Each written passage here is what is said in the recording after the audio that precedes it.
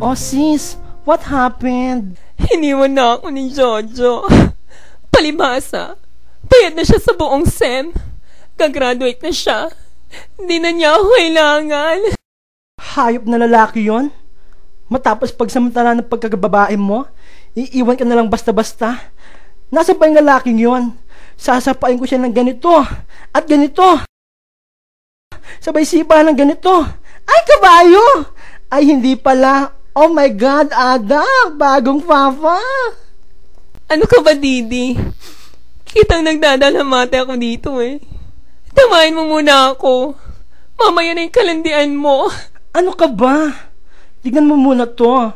Ang ganda ng katawan. Wow! Papa balls talaga. Ay nako. Ikaw talagang bakla ka. Hoy, hoy, hoy!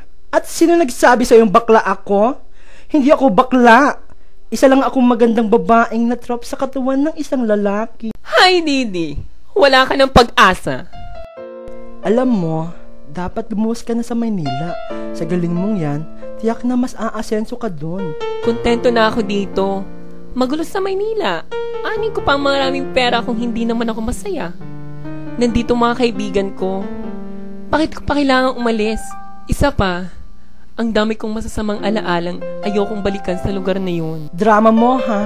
Malay mo, maging customer mo pa ang mga artista. Makakuha ka pa ng boyfriend na mistisuhin. Hindi ko kailangan ng boyfriend. Ubusin lang nila mga kinita ako. Ipokrita. Ilusyonada. Ada, halika dito, bilis. Ano ka ba? Ano meron? Sis, tignan mo, oh, si Dodong. This guy's in love with you, pare. This guy's in love with you, pare. Ano ngayon? Padinay-dinay ka pa dyan. Hindi ako babae, Didi.